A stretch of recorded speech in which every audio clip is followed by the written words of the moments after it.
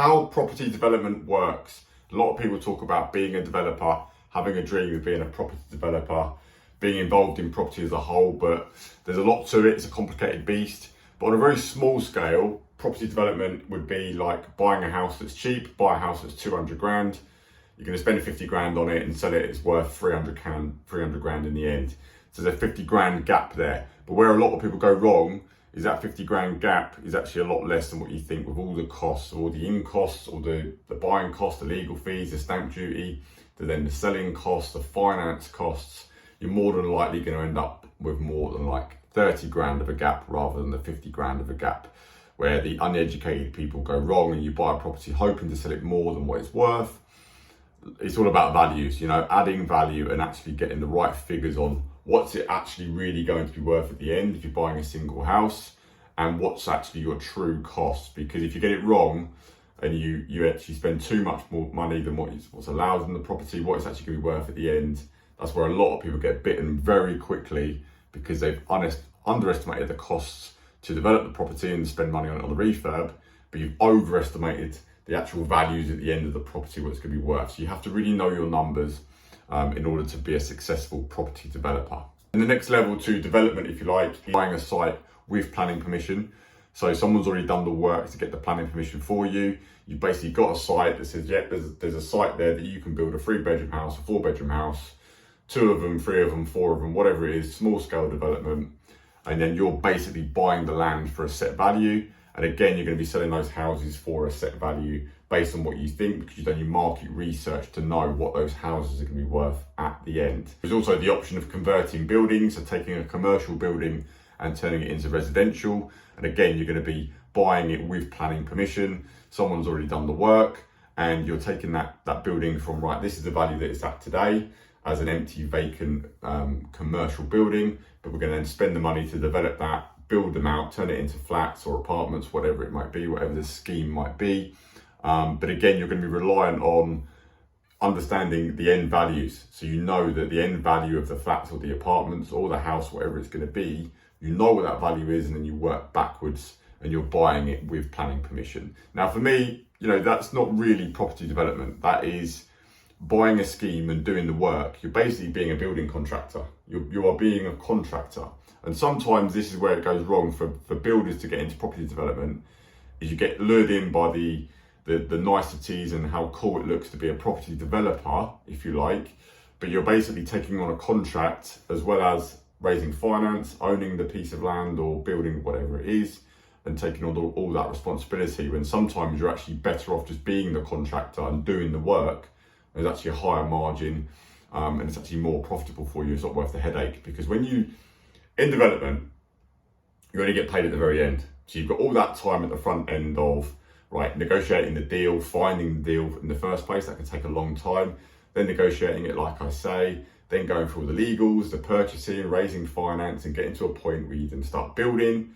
You've then got the build process, which could be 3, 6 months, 9 months, a year, depending on the scheme. And then you've got the selling time, which is, again, you find a buyer, it's another 3 months. So it's a really long journey to actually get your money. And this is what I mean by sometimes you're actually better off just being the contractor, because you're getting deposit payments, you're getting paid in stages, and you're not really being a proper property developer, which I'll get onto next, what I think that actually is. So real property development is all about identifying the opportunities. So it's actually being the person that takes something from what it is and understanding the value of what that low value is, and then adding the planning permission to it to make it more valuable to then sell or build out and then make a profit on it at the very, very end. But that is what clever property development is. It is taking a piece of vacant land, or disused land, or poorly used land, or a poorly used building that could be carved up into a different way and taken through the UK planning system, which, I'll be honest, the UK planning system is an absolute nightmare. It is in a shambles. It's a very difficult system to navigate. You really need to know what you're doing, otherwise you can spend a huge amount of money on planning applications that are never going to pull off. You're always going to get refused, or you just don't know what you're doing in terms of design with architects. There are a lot of different parts to it, and I will make more videos on that of how it all works properly. But this is what real development is. It is basically taking a site and taking it through the planning system. Once you've got planning, you can then sell that to someone else who wants to build it out and make their money, or you can carry on and you can build out the whole thing yourself and do it because it's more profitable. But that's what really good development is understanding that and going, right, well, based on getting planning, it's going to be worth this much money. But if we build it, there's another margin there that someone else could eat, and we could take that as well and we'll build it out. But it's two very different things. Now, the clever side is with proper property development is when you're good at identifying sites and you're submitting planning proposals and planning permissions, you're doing the clever bit, you're doing the smart bit. That's where the money is. This is what all the big house builders do. This is what the smartest, most successful and profitable property developers do. They're taking sites through that planning system because you're not involved with the build. You are doing detailed, thorough analysis of every single site.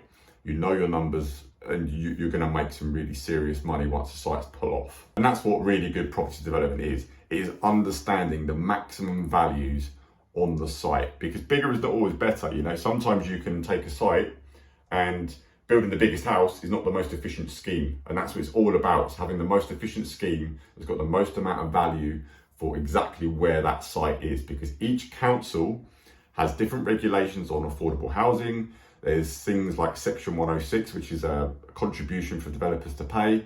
There's things like community infrastructure levy, that is another, basically a stealth tax on property developers, and it's different from council to council. There's also different demands in all different areas. Like if you go to central London, there's a more demand for smaller units, so like 1 bed, 2 bed flats. But obviously in nicer areas of the country and countryside, there's more demand for bigger homes. All of this stuff, this is literally just scratching the surface of working out what's the most profitable scheme in a location of where the site is.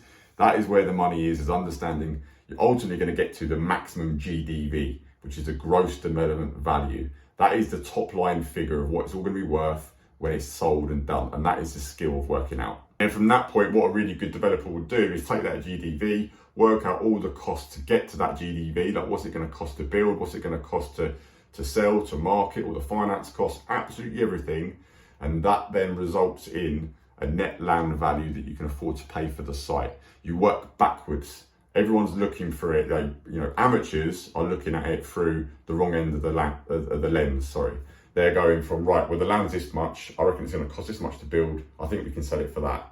It's always going to end up in trouble and really tight margins. You want to start at the end in mind and go, right, that's what it's going to be worth at the end. And then you work back to that's the maximum you can afford to pay for the site. That's how a proper developer works. So that's an overview on property development as a whole. If you've got a keen interest in property development, it works very well for construction businesses in terms of it's a natural progression, but also it's very tax efficient to do when you know what you're doing. So like and subscribe to the page to make sure you'll get the videos as soon as they come out once I do them. I'll see you on the next one. Bosh.